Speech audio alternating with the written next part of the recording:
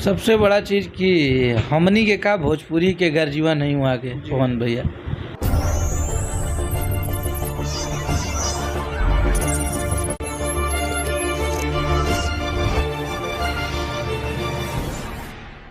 नमस्कार दोस्तों, मैं हूं प्रभाकर मिश्रा और आप लोग देख रहे हैं राइज अप बिहार। आज हमारे साथ फिर से जुड़ गए हैं हमारे बड़े भाई अखिलेश कश्यप जी। अखिलेश भैया, बहुत बहुत स्वागत है आपका।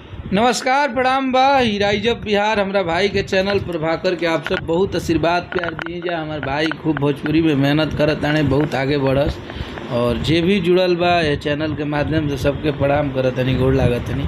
एगो जनता के माध्यम से सवाल खास कर पूछा गया बा और जे भी फैन बरन लोग, जे भी लोग रहुआ के जे सुनेला, रहुआ लिखल गाना के जे सुनेला कि पिछला साल लॉकडाउन रहे जी, तब राउर एगो गाना आयल रहे कि भोजपुरी के पावर स्टार पवन सिंह जी के गौले रहलन जी, महादेव का दीवाना, और लॉकडाउन में भी बहुत ज़्यादा हिट गाना भल रहे। जी, तो एह बार का पवन भैया गाना और गावे वाला बड़न का कहना बा?